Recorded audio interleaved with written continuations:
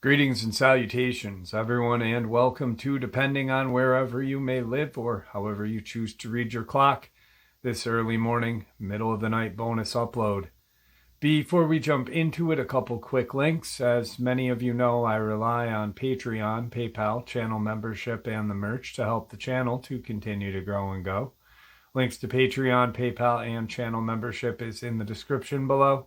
Merch displayed directly under the video. Also, Dogman Frightening Encounters, Volume 1 through 3, the audiobook versions. They were written and researched by Tom Lyons, narrated and produced by me, Jeff Nadolny.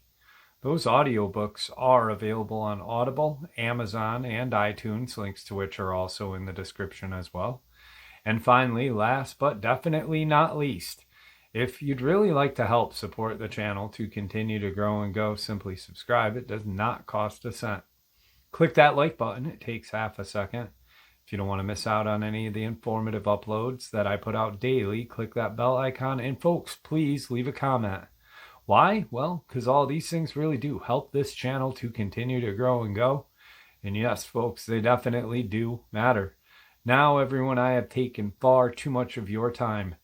Let's jump into this night-ending bonus upload, shall we? Today's first encounter. I was just 12 years old when I had an encounter with a beast we know as the Dogman. It's certainly something that I will never forget. I was born and raised in a small village in Illinois called Fox Lake. If you've ever visited there, you will know there is not a whole lot going on there. It's a lot of forest preserve around a sizable lake, a few restaurants here and there. That's about it. Undoubtedly, there is plenty of land for any animal to hide, even a large cryptid.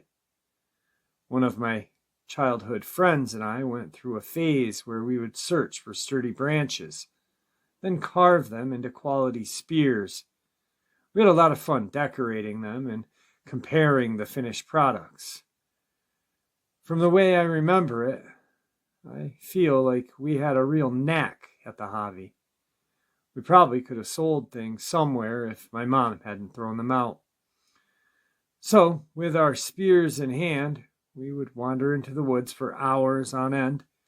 At one point, we came across this huge property that was in the middle of nowhere. We went there many times, and even though there was usually a car parked in the driveway, it always felt like nobody was ever there. However, there were always these two German shepherds that were put there to look after the place. Also, the upkeep of the property was excellent, so there had to have been people regularly taking care of it. We never stepped foot within the wooden fence that enclosed the enormous lawn, mainly because I think we were intimidated by the watchdogs. But I remember thinking how I would have loved to have strolled around the property, as the place looked like one of those stunning estates straight out of a movie. So there was this one time where we walked over to the property, our newest spears in hand. Looking back at it, we were pretty weird. Those handmade weapons gave us irrational confidence, and I feel as though we were almost hoping for a confrontation with aggressive animals so that we could prove to ourselves that we could survive an attack. As we made it to the fence of the property, we noticed there was a herd of deer grazing near a corner of the massive lawn. They must have only recently arrived there, because it wasn't long after that one of the dogs came barking and sprinting from one side of the house. Soon the second dog was right behind the first as they both rushed toward the grazing deer. What happened next was something like out of a horror movie.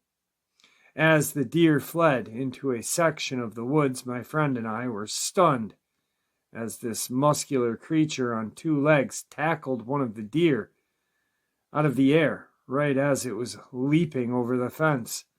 This made the German shepherds go absolutely berserk. While this unknown creature killed its prey, the dogs ran wide circles around it. barking and growling with sheer ferocity in an attempt to force it away from the property.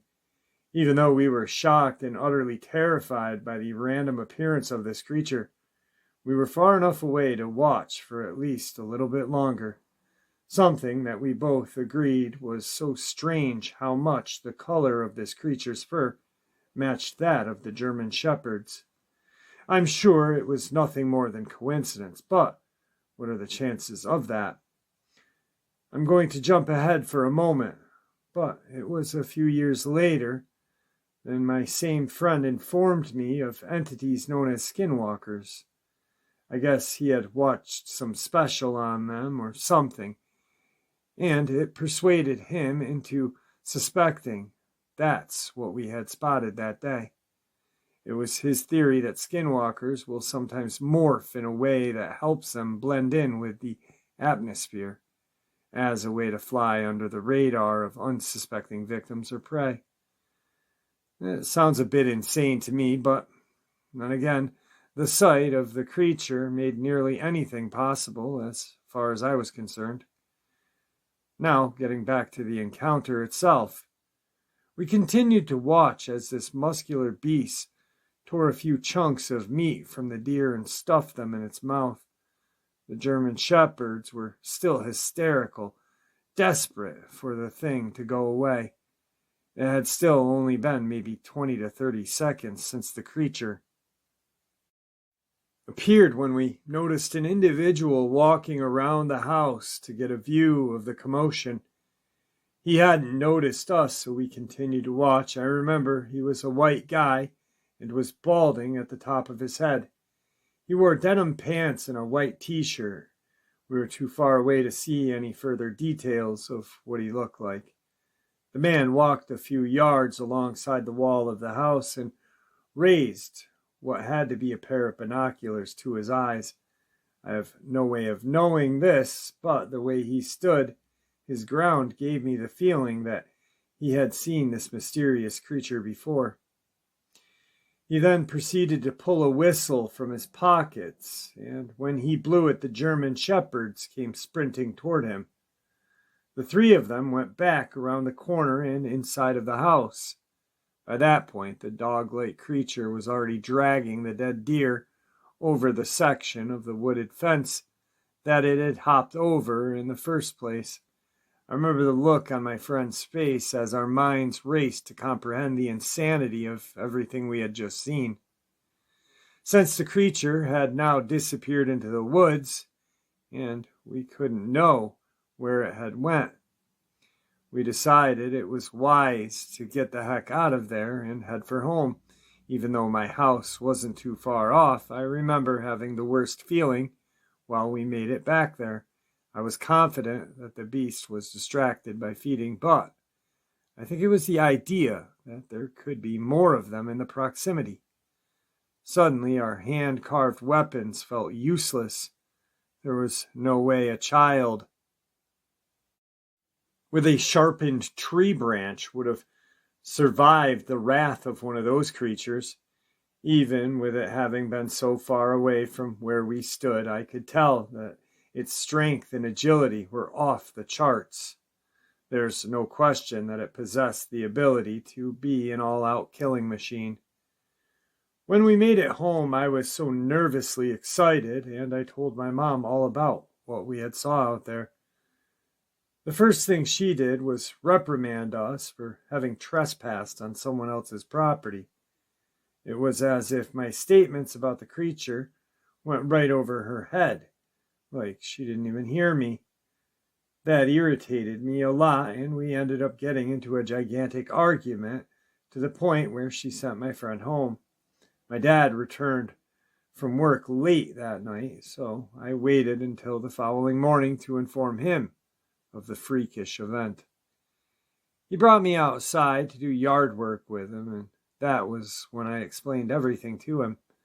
I was sort of expecting the similar reaction my mom gave me, but it ended up being quite different. He informed me that he had seen something similar a few years earlier, soon after we first settled into the house.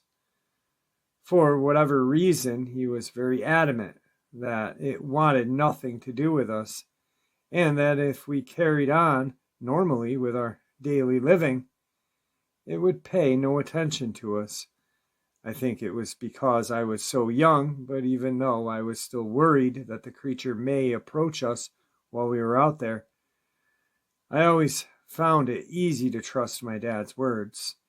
If you knew him, you'd likely agree that he had his together. He was the kind of guy to trust. As I grew older, it became apparent that his advice wasn't even speculation. It was intended to calm me down. Maybe my mom had a private discussion with him, and she asked him to use any means necessary to talk some sense into me or something. He never went into much detail about the Dogman, or ever seemed to care to talk about it much. Years later, when I was an adult, I again asked my dad about his Dogman sighting, but it was like he didn't even remember what I was talking about. That's when I knew he hadn't seen anything of the kind. Trust me, if you see this thing, you'll remember. Part of me wishes I would have had the guts to approach the owner of the land where I saw the creature. I would love to have a conversation with him and find out if he has any legitimate information on the species. I looked into the ownership soon before submitting this, and I learned that the property had been sold multiple times since I lived near there. As far as I know, there is no efficient way to find the identities of the owners from the past. Even if there was, how would I go about explaining why I had reached out to them? Although I stopped going outside as much as I used to after the startling event at the mansion's property, it's weird to think how we all continued to live around that creature for years and never saw or heard anything. It's somewhat comforting to know that it never pursued any of us. For whatever reason, the Dogman are equipped to shred us to pieces, but perhaps they don't have much interest in that. On any account, I hope I never come across one again. That came from Volume 3, Dogman Frightening Encounters. Today's second encounter. Hello there, my name is M, and I thought for the longest time that I had encountered an oversized baboon. It was years later that I learned about the mysterious Dogman species. There's something so deeply ominous about them. I've read that Sasquatch present comparable energy, but I've never seen one, so I'm not able to compare. I am now 59 years young, and my experience occurred back in 1986 in Oshkosh, Wisconsin. Oddly enough, it happened less than a week before Halloween of that year, so naturally some tried to convince me that I saw someone in a werewolf costume. I suppose that would be possible for someone who suffers from drug-induced hallucinations, but I've been sober almost my entire life. I've never been into experimenting with substances, and have always had a crystal clear mind. Sure, I sip on wine every once in a while, but intelligent people know that cannot trigger hallucinations. I had recently broken up with a boy that I was very in love with and needed some time to myself to embrace my emotions. I'd been walking around in nature almost every day during the month that it happened, and it was when I was at a nearby forest preserve that I stumbled upon the rare animal. It was while I was walking uphill, and I spotted the animal sitting on top of a large boulder. Something that has always amazed me is how it was clear that I was aware of it before it was aware of me. I know this because I'll never forget how its head perked up and its eyes widened as it heard my semi-slip on a few pebbles. I then watched as its mouth slowly opened and formed what looked like a menacing smile. The smile was a lot like how the Joker smiles, only had sharp teeth. There was something about the way it looked at me that made me believe I was moments away from getting torn to pieces. Truthfully, I remember not caring very much. I was so depressed from my breakup that I think I would have been all right dying at that moment. I think that is the only reason I didn't immediately turn and run in the opposite direction. Its fur was a very dark brown color and had a tint of gold. However, the gold tint could have been caused by bits of sunlight that pierced through the trees. Its ears and snout were black. I've read all the reports that describe the shape of the head to be a lot like a coyote's, but I thought it looked a lot more like a baboon. I think that one of the other reasons I thought it was an ape of some kind was because I could make out a set of hands and feet, as opposed to paws and claws. I once told one of my friends, who has Native American roots, and it was his opinion that what I saw was a skinwalker. Honestly, I prefer to not think of it that way, because that seems so much creepier than a dogman. When I think of skinwalkers, I think of witchcraft and magic and all that other stuff. And it makes me feel as though whatever I encountered could still be haunting me. Another creepy aspect of this sighting was the position in which the creature was sitting. Its posture reminded me of how you'd often see children sit, with their knees just below their chin. I can't say exactly why I felt that way, but I am confident that it was an adult. It slowly rose to its feet, and I noticed how the feet were quite long and curved around the boulder, similar to what monkeys do with their feet. It definitely had an extremely strong grip. It stood up for somewhere between 5 to 10 seconds before transitioning to a crouching position. Its legs looked so powerful that I felt it could have leapt all the way over to me with minimal effort. Although it was insanely muscular everywhere, I couldn't help but notice that its belly was protruding. It didn't match the rest of its build, so I think that it had only just finished a large meal. Maybe that was what prevented it from attacking me, because it soon climbed down the other side of that boulder, and I never saw it again. Suddenly my wits kicked in and told me to head back to my car. Luckily, it wasn't even a mile away in reality, but it felt much further because I was so afraid.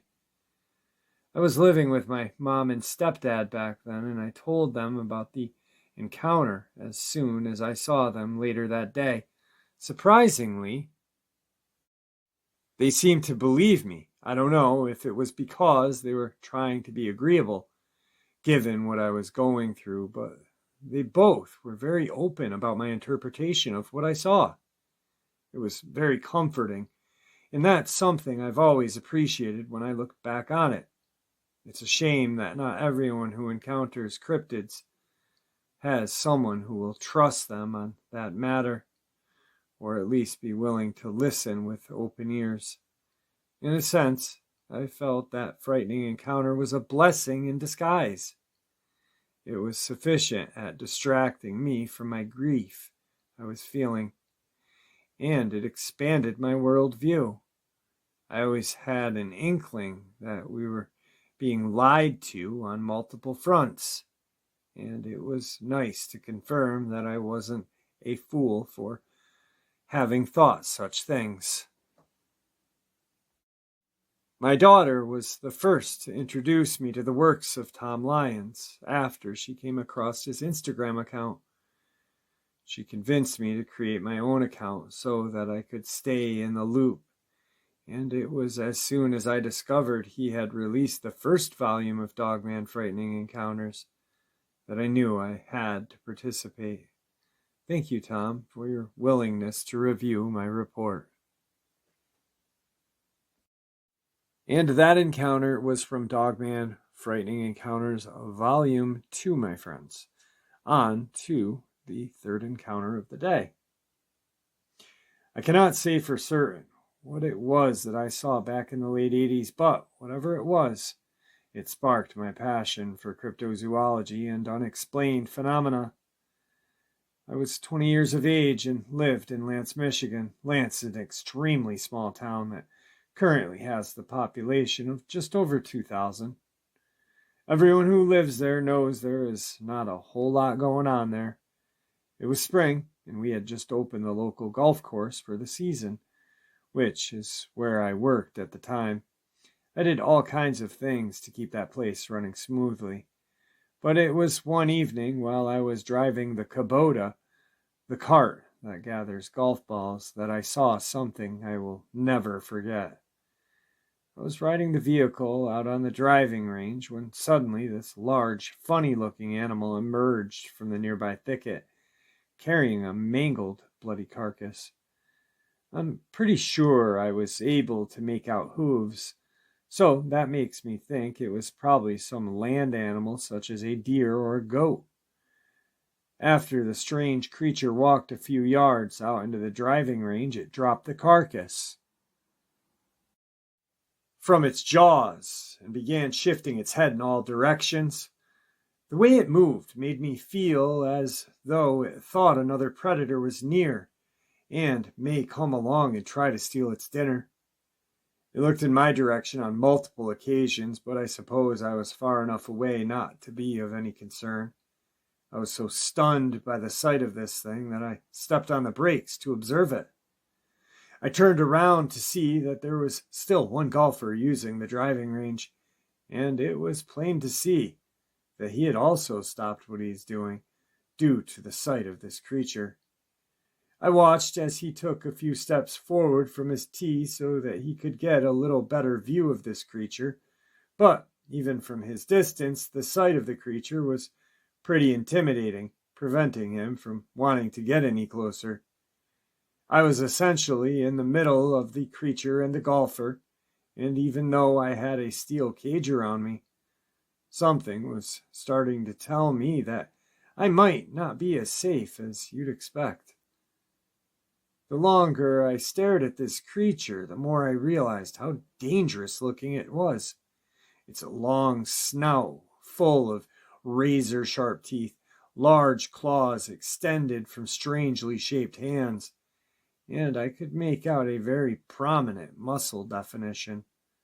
The thing that immediately caused me to see that this was no ordinary animal was the fact that it walked on two legs. It doesn't physically make that much sense because the legs had the shape of a dog's. The way they're bend differently at the knees from ours. If you've seen how the legs of demons are often depicted, that's how these were, only with feet or paws instead of hooves. Even though the lower body was very different, the upper body was very similar to that of a muscular human's. That is, aside from the head and the hands. But its body language was so different than anything I have ever seen before, man or animal. There was something about its movements that almost made it feel as though it were from a different dimension. I know that sounds strange, but I can't think of any other way to express the odd behavior. It just didn't align with the rest of the environment. Another thing that I thought was strange was how it perceived the driving range as a safe place to munch on its kill. I would never expect for it to perceive any open area as an appropriate place to feed. As I sat inside my caged vehicle, I continued to mentally slap myself, trying to come to terms with what I was staring at. By the time I looked back at the golfer, he was already gone, leaving me entirely alone with this large predator and the carcass. For obvious reasons, I wanted to turn my vehicle around, but With the way the creature would occasionally glance in my direction, my instincts told me that there was a good chance it was going to follow me. And if it did follow me, who knew what unsuspecting innocent bystander I might have accidentally lured to it. It got to the point where I felt like I had been watching the creature eat the bloody meat for an eternity, motivating me to try my luck and start driving the vehicle toward the concrete path that led to the shed. It was as I began turning the vehicle around that something from the opposite direction seemed to capture the creature's attention. I watched as it stood up as tall as it could go, as it perked its head up and looked toward the woods, then stepped in front of its prey, seemingly blocking any view of it. That was when I felt as though I could guess that its height was somewhere between 7 and 8 feet. So I was slowly turning away when out of nowhere the creature sprinted toward the same section of woods that it had come out of. Whatever it was running toward concerned it so much that it left its prey behind. What I initially thought was that there was something in the woods that had it worried enough to cause it to head in the opposite direction. However, the way it ran toward the woods left me believing that there was competition, or it recognized another means of prey. Of course, it's something I'll never know. And I still, to this day, have trouble accepting what I saw. The sight was so out of this world that I don't think I'll ever fully accept it. I made it safely back to the garage, parked the vehicle, and went home. I mentioned it to my manager that there was a strange animal out in the driving range, but I didn't get too detailed on the notion that it looked like a monster. All I said was that it looked like some large dog that might be dangerous, so he should consider calling animal control or something. I did return to work the following day, and the mangled carcass was gone. Nobody that I worked with spoke of it, so my theory is that the creature did come back sooner than later to retrieve it. Anyhow, that's the gist of my report.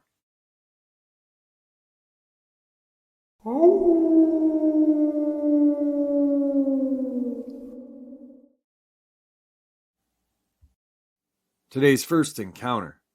I'd like to preface this by saying I've had a lot of weird stuff happen to me on my grandparents' land. It's 75 acres of horror, if you're not used to it.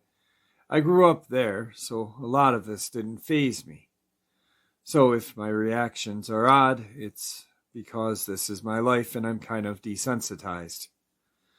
So I was 17 years old. I was driving from my dad's house on the aforementioned land. Pretty late, I think it was around 11 or so.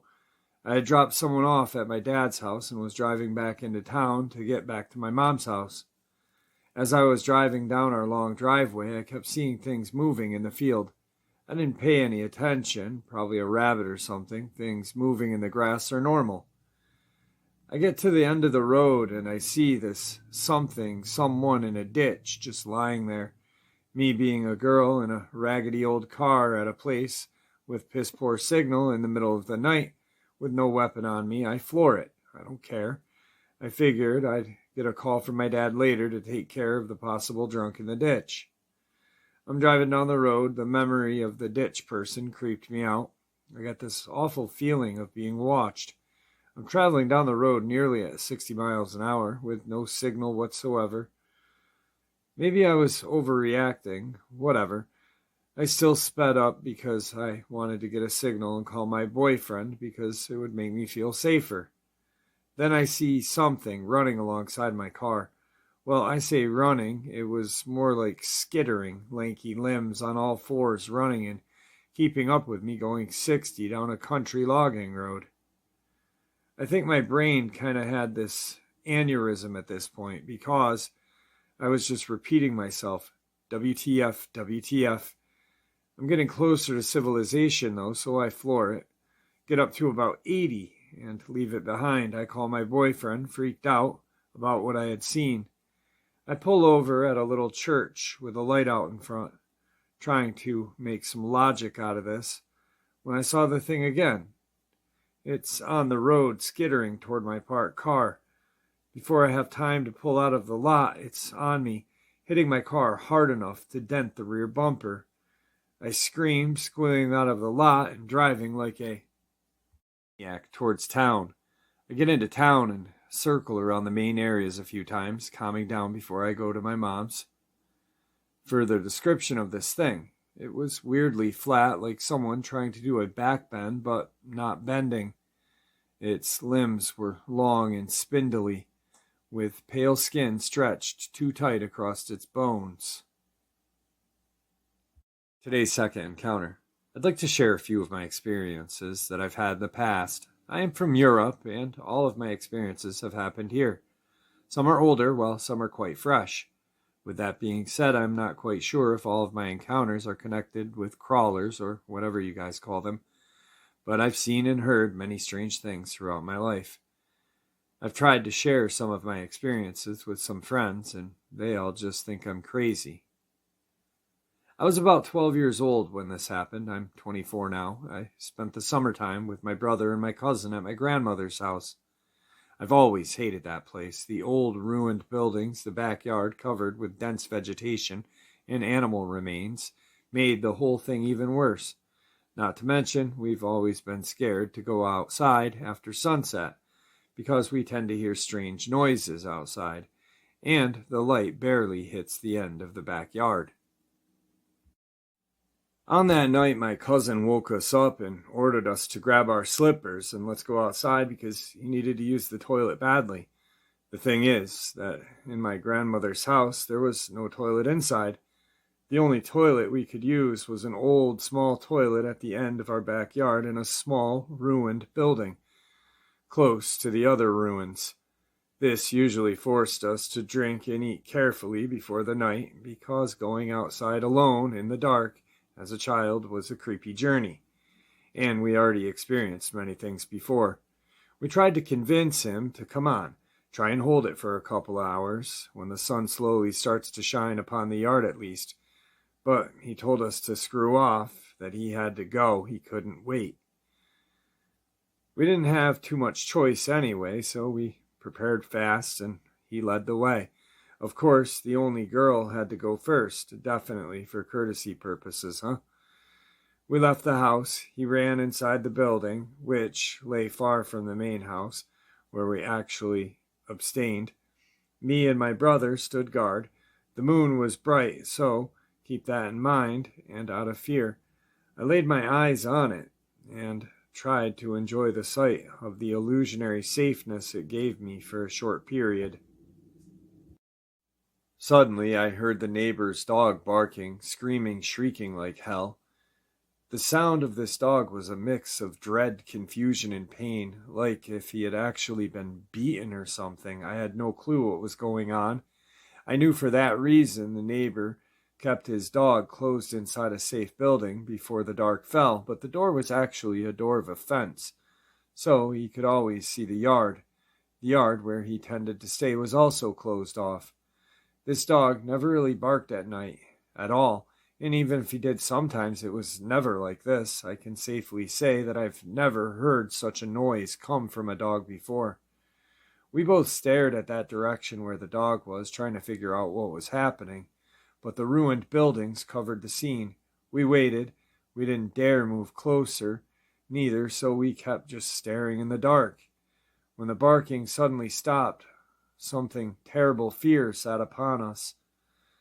Dead silent moments which actually followed us till the end of the encounter, when I noticed the reason for the terrible crying. A pale-skinned, eerily thin creature appeared before us from about 15 to 20 meters away. It was walking on all fours in a way I've never seen any other being walk before. It was hunched over, and its limbs were just too long to fit its torso. He was hairless, bald, his eyes did not shine, but when he turned his head towards us, the lamp behind us made its eyes glow. When he noticed my brother and I, he froze for seconds, but then the creature started to move its head, twisting and turning. Its movements gave me a sense that it was actually trying to observe us from far away and deciding to what to do. Its body also moved strangely. Sometimes it raised its whole torso, and its long and thin arms left the ground. Sometimes it leaned back on all fours. As it stared at us, my brother also started to cry and asked, "What the hell is that?" I heard it made a step behind me, but I did not dare run. Both me and my brother were paralyzed by its appearance and the look of the creature. I knew that my cousin can finish his business any time, and if he comes out, he'll face the creature, so I tried to raise my voice. "Hey, something's out here." At that point, I didn't care too much about the creature. He had already spotted us anyway. I felt how its eyes were focused on me after that warning. I just felt it. I can't really describe the feeling. Everything was dead silent around us. No birds, crickets, dogs, nothing. I tried to calculate what to do, but I realized that the house was too far from us.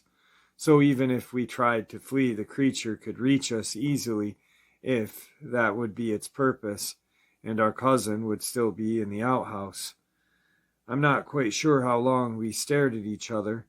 Honestly, I have no clue. It felt like a long time, but then it turned its body, gave us a final gaze with its head raised, then fled from a different direction.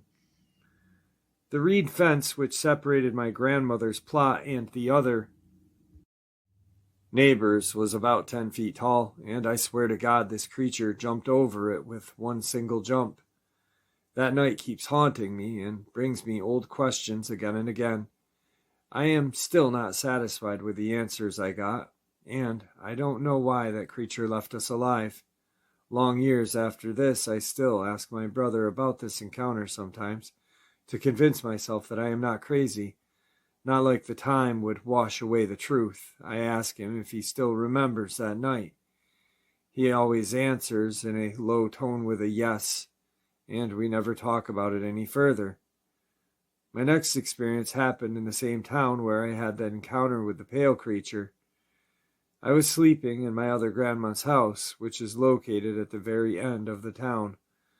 Literally, it was actually the last street, which led out to the wilderness towards the forest and fields. I kept my window open because in the summer at night, a little fresh, cold air is always a big help when you're trying to fall asleep. Only the shutter covered the window a little bit, just in case, not wanting people to peek inside. In the middle of the night, I was dragged out of my dreams by a terrible voice I had never heard before. I cannot describe it perfectly. Sometimes it sounded like a mixture of several creatures, but it wasn't perfectly similar to anything I'd know. It was kind of static, if that makes sense. It was sometimes like a screeching, hissing, clittering, moaning, and what freaked me out the most, that sometimes I managed to hear a human voice between those strange, nightmarish sounds, but definitely coming from the very same source. A deep, human voice, which wasn't right either at all. It just was not natural. I can't make out what it was actually trying to say, but it often repeated the same sentence, then the strange sounds came again. Like if whatever was outside was trying to mock me. I lied in my bed and squeezing my hands on my mouth to try and not make a sound. Tears started to flow down my cheeks. Not just the sounds. I've seen and heard many scary things before, but the vibe, the atmosphere, made this situation even more worse. I felt like a caged animal who was startled by a hungry predator, ready to break in, and I think it was actually the case because I spent a lot of time in that house, and I've heard a lot of people walking before the house in different times of the day and night, so I can make out two things. Two things. The source of the voice is looking at my direction before my window, and the second is that is at least 8 feet tall to be able to make these sounds from that high because the house has a higher built base. It felt like an eternity, and I realized that my dog is silent. Normally he barks at everyone who is approaching the house. He is very overprotective, big staffy, but on that night he went dead silent, and I didn't hear any other sounds coming from outside, like other dogs barking, which was, well, a huge problem on that part of town, unlike on the other. And I surely started to fear that he had gotten attacked or killed by this something. By how the voice changed before it went completely silent suddenly, I can say almost after it left my window, this thing turned around and took its way down a narrow, ruined road, back to the endless forest and fields to vanish into the dark. My last experience that I want to share happened close to that town, maybe 20 kilometers distance, where I experienced those two things I've mentioned above. In the edge of a city surrounded by woods, wilderness, and also from a different direction, endless cornfields embraced by more woods, of course. I was outside in the dark, walking with my dog. For some reason, I preferred to walk my dog after sunset because the roads were empty and everything was silent, so I can be alone. I almost reached the park when something terrible hit me, and I recognized that everything went dead silent. No birds chirping, no dogs barking, no crickets or any kind of bug, no bats, nothing. I immediately felt like someone or something was watching me. And before I'd take my gaze toward the direction from where I felt this, the most toward the park, the pale lights around that area burned out completely. Everything went black. My dog stopped moving and sniffing around and stared in the pitch black before me. Suddenly, I started to hear this strange noise coming from the dark, somewhere above, probably from the top of the tree. I had the similar vibe what I've got in my second story. This just happened 8 months ago. Static murmuring, chittering noises starting to come from the dark. I tried to see the source, but I cannot. There was no light at all. So if that would be a creature, the lights couldn't make its eyes glow because there was none. I didn't have to push my dog to go back. He literally started to run back to the house, and I kept looking back in that direction while that terrible feeling of being watched, literally eaten alive by eyes, kept torturing me. I actually had some other scary and strange experiences around this place with strange figures and feelings. After this experience, my dog absolutely refuses to go near that park at night. Honestly, I don't know what to think about these. I've heard about crawlers about a year ago. Maybe some of these experiences are actually connected to them. I don't know. That they are not always transformed and mimicking humans or different animals, despite that they can do that. The deeper I dig into the topic, the more questions I have about my own experience. And since then, I try to keep my eyes and ears more open and try to be alert.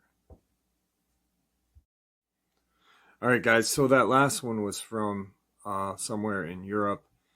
I just wanted to let you guys know that they did state that in the beginning. It was kind of a bumpy ride reading it because of how they worded everything. They did a pretty good job, actually. I've read a couple of different encounters from European people, and this one was actually pretty well written, so I apologize for the bumpiness in that. On to the final encounter of the evening. Back in 2020, I moved to Doylestown, Pennsylvania to be near my son and grandchildren.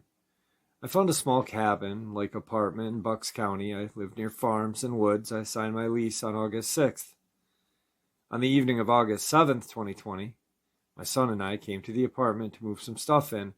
We're both standing at the rear of his truck in the driveway when we both turned around, not because we heard something, but we just happened to do so.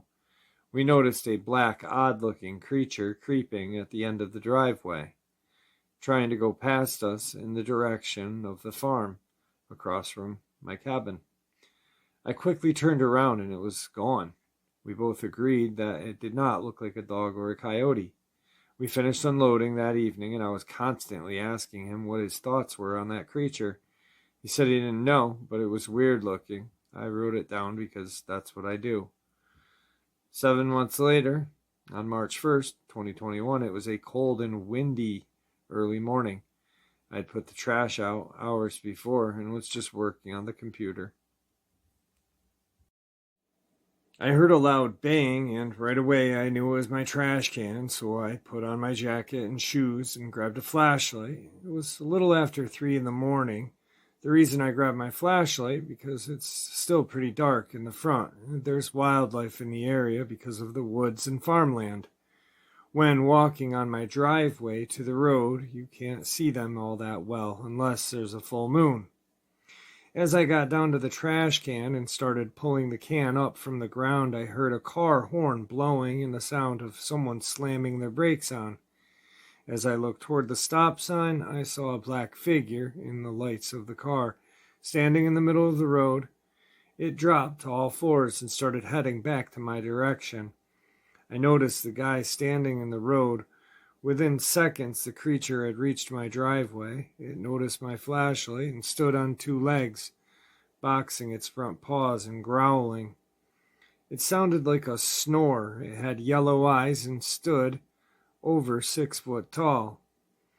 It had black, spiked hair and drool dripping from its mouth. Suddenly, the car peeled wheels and made a left turn towards my driveway.